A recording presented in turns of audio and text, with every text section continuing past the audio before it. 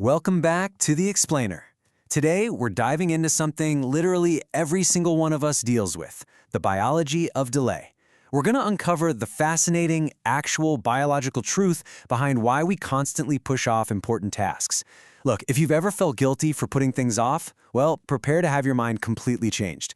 We're going to look at the hard science of why you do it, and more importantly, how you can literally rewire your brain to overcome it. So, picture this for a second. Have you ever confidently opened your laptop, fully intending to tackle a massive project, and then somehow 30 minutes later, you're deep down a rabbit hole of random internet videos? Or maybe you're checking your social feeds, or suddenly deciding your bathroom grout desperately needs to be scrubbed with a toothbrush right this very second. You know the task is critical. You know that putting it off is only going to make your life infinitely harder tomorrow, but you still do it. Okay, let's dive into this, because understanding exactly why this happens is the master key to stopping it. Is it just that we're lazy, or is there something deeper, something hardwired into our biology, driving the whole shebang? All right, Section 1, the myth of laziness. Society layers a tremendous amount of guilt on us for delaying our tasks, right? It makes us think that procrastination is just pure laziness.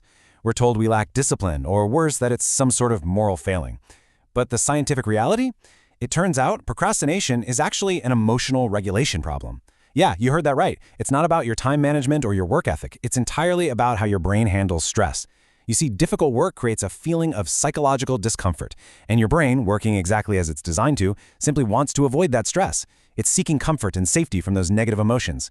When you put off that daunting report or skip studying, you aren't being lazy. Your brain is just trying to protect you from feeling bad in the present moment. Moving on to Section 2, the dopamine dilemma. To really get procrastination, we have to look at how our brain prioritizes its desires. Deep down, your brain is constantly, relentlessly asking one single question. What's going to make me feel good right now? Notice the emphasis on right now. It heavily prioritizes immediate comfort over difficult, future-oriented work. Think about what actually provides that immediate comfort. Scrolling through your feeds, playing a quick game, watching YouTube, grabbing a snack from the fridge. These are instant pleasure triggers. Why does your brain gravitate toward them instead of writing that email? Well, because these specific activities temporarily remove the stress you're feeling and give you a quick, reliable reward. They act like a soothing balm for that emotional discomfort. It's simply the path of least resistance for your brain to feel better instantly. And the invisible driver behind all of this? Dopamine. Now, there's a massive misconception out there about dopamine. It's so often called the motivation chemical. People think it's what fuels our drive for long-term hard work. But actually, scratch that. That's not how it functions here. Dopamine doesn't reward hard work. It rewards immediate gratification. A funny meme or a notification pinging on your phone, those deliver an instant hit of dopamine. But working on a grueling multi-week project? There's almost zero immediate reward there. So your biology naturally gravitates toward the faster, easier dopamine source. It's not a character flaw, it's just basic neurochemistry. Section 3, fear of the unknown. To really grasp this next major biological factor, we've got to look back at our evolutionary history. Your brain evolved thousands and thousands of years ago, and its primary job back then wasn't to secure a corporate promotion or ace a final exam. Its one and only job was keeping you alive, pure survival. Because of that, the brain literally interprets uncertainty as physical danger. Whenever a task feels too big, too difficult, or just incredibly confusing, your ancient survival brain sounds the alarm. It looks at that massive, ambiguous task and says, I don't know what happens if we do this. Therefore, it might be a threat. The fear isn't necessarily of the work itself, it's the sheer uncertainty of it. And the easiest, most ancient survival response to a perceived threat? Run away. Avoid it completely. Section 4, the Zeigarnik effect. Now, running away from the task might give you a temporary sense of relief, but it actually sets off a psychological time bomb in your mind. Avoiding work doesn't reduce your overall stress, it actually multiplies it in the background. Psychologists call this the Zeigarnik effect. Back in the 1920s, a psychologist named Bluma Zeigarnik noticed something crazy. Restaurant waiters could remember incredibly complex, unpaid orders perfectly, but they forgot them the literal instant the bill was settled. Why? Because incomplete tasks literally continue to occupy mental space and increase your anxiety. Ever felt that nagging, heavy feeling of a looming deadline even when you're supposed to be relaxing on a Sunday? That's the Zeigarnik effect in action. Those unfinished tasks haunt you, and the longer you put them off, the more mental real estate they consume, and the more your fear and anxiety just grow.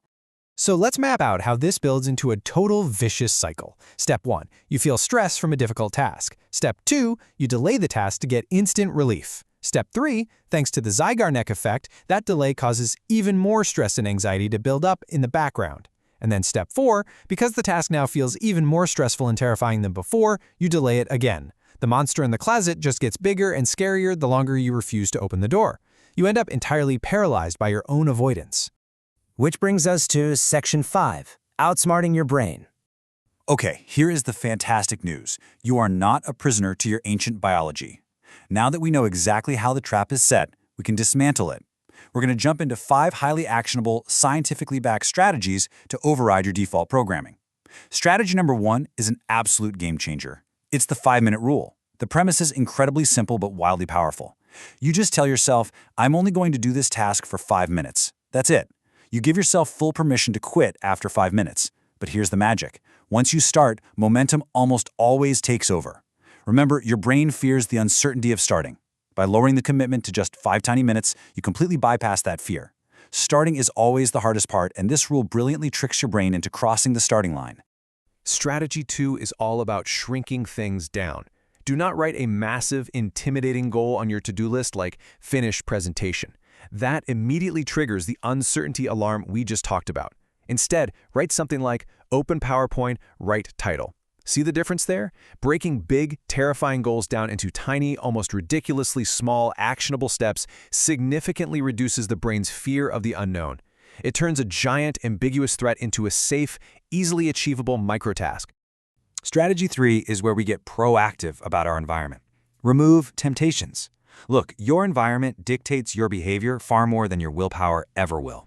If your phone is sitting right next to your keyboard, just buzzing with that instant dopamine, your brain is going to cave. For sure. So ruthlessly shape your environment. Put the phone in another room. Use software to block distracting websites. Clear the clutter off your desk. You literally have to make giving in to distraction physically harder than just doing the actual work. Strategy 4 brings us back to hacking our chemistry, reward progress. Since we know our brain desperately craves dopamine, let's use it to our advantage. Intentionally reward yourself immediately after completing a difficult work sprint. Take a short walk, enjoy a really good cup of coffee, blast your favorite song, whatever works for you. By attaching a pleasant reward to the end of a hard task, you are teaching your brain that productivity can also bring that much-desired dopamine hit. You're literally rewiring the association in real time. And finally, strategy 5 is captured perfectly by this quote right here. Systems beat motivation. Every single time. Here's the brutal truth. Highly successful people, the ones getting things done day in and day out, they don't wait around to feel motivated. Motivation is a fleeting emotion. It is super unreliable. Instead, they rely on daily, unwavering routines and systems, whether it's studying at the exact same time every afternoon or exercising first thing every morning. Relying on a system takes the emotional decision-making completely out of the equation. Section 6. Growth lives in discomfort. As we wrap up this explainer, I really want you to have some empathy for yourself. Your brain is not out to get you. It's not trying to ruin your future or sabotage your career. It is simply, almost innocently, trying to protect you from the discomfort of the present moment, based on ancient survival mechanisms. But the reality of the modern world is that all meaningful growth lives on the other side of that discomfort. And this is what I want you to take away from all of this. Every time you choose action over delay, you become stronger. The highly productive people you admire, they don't have magical superhuman brains that never feel the urge to scroll. They have the exact same biology as you. They've just trained themselves to take action despite that internal resistance. They win the battle one single decision at a time. So, I leave you with this final, absolutely critical question.